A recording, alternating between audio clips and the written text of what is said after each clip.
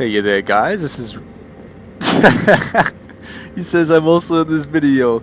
Anyways, hey there guys, this is Rev and today I'm bringing you a Mr. Pandaria Classic Destruction Warlock PvP guide.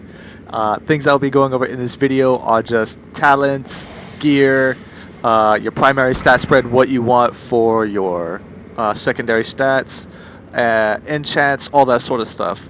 So, without further ado, let's jump right on into this video.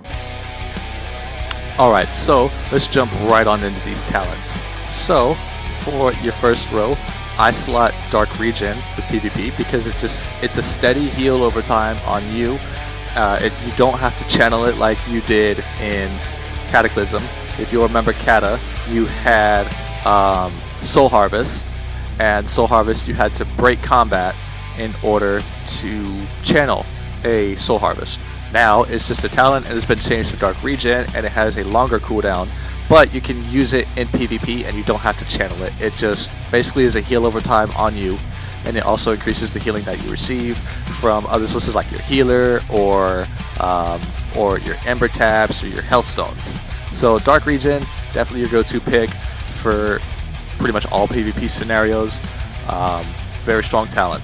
So next row, I choose Shadow Fury in the majority of my PvP scenarios. Like, you'll run Shadow Fury in like 90% of your duels, most all your BGs, and just general world PvP. Now you'll definitely be running Mortal Coil a lot. You'll run this primarily in arenas and maybe certain duel matchups. But one thing to keep in mind with Mortal Coil is that it does share a DR with Blood Horror. So definitely keep that in mind when you run the two together. Okay? So for most instances, you'll use Shadow Fury in arenas and maybe a few of your duels, Mortal Coil. Next row, Soul Link. Soul Link is it's too good of a talent to not pick. It's pretty much a full-time 20% shield wall on you. Or, well, damage reduction really, if you want to call it that. It's basically just a full-time 20% damage reduction on you. Additionally, it also turns some of the damage that you deal into healing on you as well. So, very high value talent, very good. I choose this over Pact because Pact just doesn't really give you enough health to last you. Now, this could be different after the season officially goes live and everyone is max geared. You could possibly run Pact in a few different scenarios like duels or something, because we do have a higher baseline resilience now in MoP than we did in original MoP. So you could probably find some sort of play with this talent somewhere, but I think overall Soul Link is just your better pick for most all PvP scenarios. On top of that, what's not listed with Sacrifice is if you run Grimoire of Sacrifice and you have Soul Link, you get 20% more HP because of Soul Link. So those definitely pair very well together. Next row we have Blood Horror. I run Blood Horror in most of my general PvP scenarios. I prefer this over Unbound Will in general PvP and like world PvP duels sort of stuff. Unbound Will you'll use more in arenas, like when you're running 3v3 you'll run this a lot because it gets you out of stuff like fears, deep freezes, and polymorphs without having to waste your medallion on this. So Unbound Will, strong pick for arenas. You can definitely utilize it in some duels too, like if you're fighting a mage or really any caster for that matter. Unbound Will is definitely very good. Next row we have your Grimoires. So this row, honestly, you have a lot of viability with this row. For most PvP, Sacrifice would be your best bet because then you won't have to worry about your pet dying, and you also get buffed, right? You get buffed, your Incinerates get buffed, your Conflags get buffed, your Fell Flames get buffed, and it also causes your Chaos Bolt to deal like 15% additional damage as a dot after it hits. So Sacrifice is really good. Service, I like to run Service a lot in various duels. Like if I'm fighting a mage, I like to run Service and have that extra spell lock in my back pocket. You know what I mean?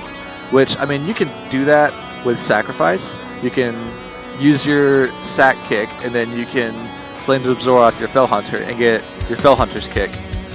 But to do that, it requires an Ember, and in most dueling scenarios, you're not going to have a whole lot of Embers to throw away. So I like having Grimoire of Service for, you know, certain scenarios like that.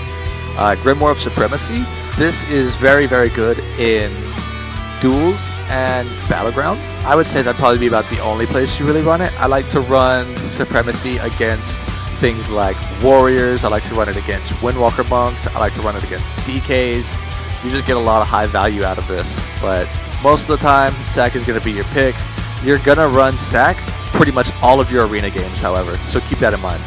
Because in Arena, it is so easy to just target your pet and nuke it down.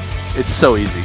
So Sacrifice helps alleviate that. You get more health because of Soul Link, and it also heals you for 2% of your max health every 5 seconds. So definitely the go-to pick for Arena. Now, for this last row, you have a lot of viability. So I personally choose to run Archimonde's Darkness for the extra Dark Soul charge, because having 2 different Dark Souls is crazy powerful, like super powerful. So that I think is probably going to be your go-to pick for the majority of your PvP scenarios. You can run Kill Jaden's Cunning, however this isn't a version of it that I personally like. I was hoping that this wasn't the version that we got with MoP Classic, but it's what we got stuck with. So all this does for you is Destro, you can cast Incinerate while moving. That's it. I was hoping that we would get an earlier version of it where you can just toggle it on, cast an ability, incur, like, what was it, like 15% move speed debuff, I think it was, that stacked, if I remember correctly. MoP was a long time ago, okay? But we didn't get that, unfortunately. This is what we got stuck with. I don't run this really in any scenario myself, just because I find better value out of having 2 different Dark Souls. This last talent though, Manaros Fury, there's a niche out there that you could fit this into. Like if you're dueling a rogue, you can pop a Manaros Fury, get a huge rain of fire, and try to like Roth him out. But beyond that, you don't really get a whole lot of value out of Manaros Fury, but you can keep it open for stuff like rogue duels. It's still a good talent, just not for most of your PvP scenarios. Alright, so next I want to talk about glyphs. The one glyph that just, you can't argue with it. This is the go-to pick. It doesn't have any competition. Conflag. Conflag no longer requires Immolate to snare the target. This is like a mandatory glyph. You gotta run this. Okay? Because your Immolates are going to be getting dispelled a lot. So you can use this and keep your opponent slowed with or without Immolate. Definitely keep your Immolate up still, but this helps alleviate the need for Immolate to slow your opponents. Next up, we have Demon Training. Demon Training I like to run when I'm running Supremacy or Service, my Grimoires. I think Demon Training is very good in BGs and dueling scenarios when you're able to play a pet, but when you're not able to play a pet, I would swap to Eternal Resolve. It's like if you're playing Sack and you're in a battleground or an arena, I would run this because you can't activate Unending Resolve anymore, so it takes away your shield wall, but it gives you a 10% full-time damage reduction, right? And since you have a lot more health from Sack and Soul Link, this would be pretty good, just helping you take less damage. So I'd say that's a very good pick over this when you're playing Sacrifice. Now keep in mind, I don't think this works like this in open world PvP. So like if I was to go duel somebody right now, or you know, get into a little scuffle with some alliance, I don't think that this glyph actually like activates right here and provides this 10% damage reduction, because it specifies it, you know, right here in the tooltip. Outside of battlegrounds and arenas, increases the duration of corruption, doom, and agony by 50% and reduces their damage by 20%. So if anyone has done any testing on that and is able to tell me, you know, if this glyph activates just like in open world PvP, post it down in the comments below, let me know. So my last glyph that I'm running right now is just Glyph of Siphon Life, because I've been doing a lot of different BGs. I've also been trying to level up professions and like AoE farming mobs. So getting some, so my last glyph is Siphon Life. I'm just running this right now because it's very useful in some BGs, you know, get a few different immolates off, and you're getting a heal whenever you get immolate ticks. I would say in arenas you can swap this out for Glyph of Demonic Circle. I think that would be probably your best bet in arenas, is Demonic Circle instead of Siphon Life, because it lowers the cooldown of your Demonic Circle by 4 seconds, which your gloves, your PvP gloves, also lower the cooldown of your port. So I would say Demonic Circle is your best bet. So for your major glyphs, I would say Conflag in arenas, Eternal Resolve with Pet Sack, and Demonic Circle for your primary glyphs. As for your minor glyphs, it's kind of interchangeable. It's really just up to you. I like Glyph of Nightmares because it allows you to run on water on your Dreadsteed. So as far as your minor glyphs go, it doesn't really matter what you're running, honestly. It's kind of just up to you and whatever you want to run. Alright, so next I want to talk about the gear and your primary stat spread.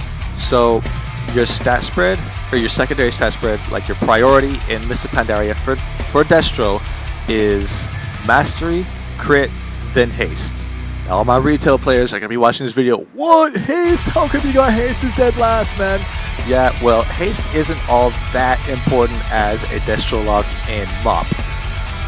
Your big one that you want to prioritize over everything is Mastery, because your Mastery increases the effectiveness of your Ember abilities, so like Ember Tap, Chaos Bolt. Mastery directly increases the effect of those, and the more Mastery you have, the more healing you get out of Ember Tap.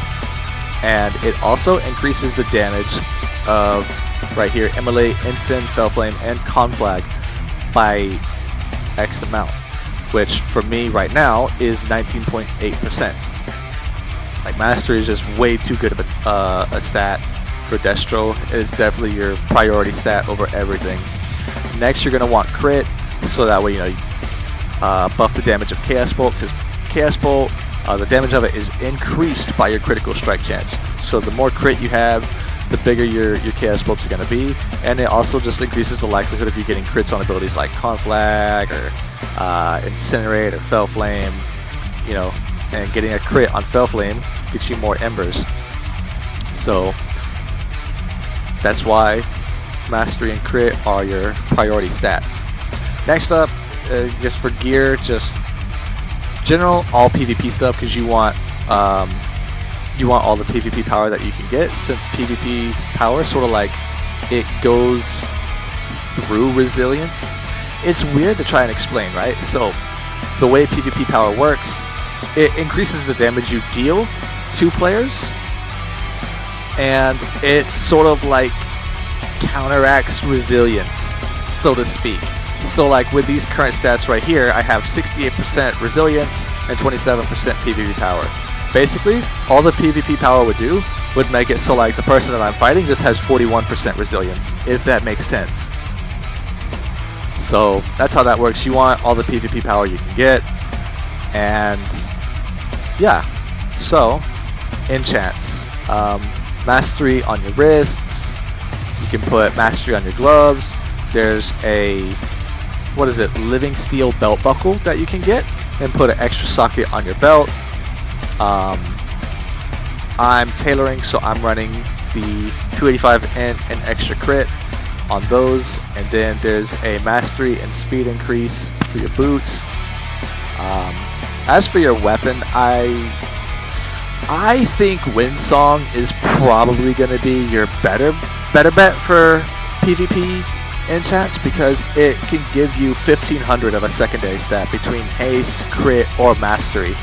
I'd say that alone makes it worth taking, and you can proc multiple of those at once, by the way. I've had a few scenarios where I've gotten all three procs at once for 1500 haste, crit, and mastery. So I think this is going to be your better enchant for weapons as Destro. What's the other one? Jade Spirit, I think. Jade Spirit could be good as well, but I think that one is probably going to be better for healers, I think. But yeah, I'm just choosing to run Windsong for the extra secondary stats. And then you can also get a 165 Intellect enchant for your offhand. I'm running 200 PvP Resil enchant for my chest. Now, the cloak. This is something that I don't think a lot of people know. You can use your tailoring enchant, your Lightweave Embroidery, on your cloak, and you can also have your Engineering Goblin Glider on your cloak as well. So I'm doing that because I use my glider a lot. Your shoulder enchant, 200 Intellect, 100 Critical Strike. You can grab this from an Inscriptionist. Put it on your shoulder. I think it's the best enchant that you can get for your shoulders as a Destro. Now, headpiece. There's not any headpiece enchants anymore. I think they cut that out with Mr. Pandaria. So yeah, for your meta socket though, you're gonna want your Burning Primal Diamond for 216 Intellect and 3% increased critical effect. So there's just more damage on your crits basically. For your sockets, for your yellow sockets, I would run Fractured Sun's Radiance, 320 Mastery. And for your red sockets, I would run, for the time being, am running the perfect Artful Tiger Opal because it gives you main stat and mastery. And it fits in a red socket. For my blue sockets, I am running Hit Mastery because with the current gear that we have right now, you would actually fall below your hit cap, which in Mrs. Pandaria, you need 6% hit as a caster. It was 4% in Kata, in MoP it is 6%. So I'm just gemming these right now in my blue sockets to give me just the right amount of hit, which as you can see, with my hit mastery gems, I have 4 of them. That puts me almost exactly at 6%. So I'm still getting my other stats value, so I'm getting more mastery instead of just investing full hit. So those are the gems, those are what you'll be running, and that's basically it for gear. Now it's time for the fun part. I'm going to show you guys a little bit of some gameplay. I was out farming motes to level my engineering, and I got a clip in the open world. It's just a little 1v2, nothing special, but I figured it would be good for educational purposes, sort of showing you guys how, you know, you can play a little bit of Destro in like just a generalized PvP sense, you know, to sort of give you the idea of how you can play it, what you can do and whatnot. So I'll go ahead and play the clip, and you guys let me know down below what you think of the guide. Hopefully this helps you, and have a great time in Mr. Pandaria Classic. We'll see you out there, guys.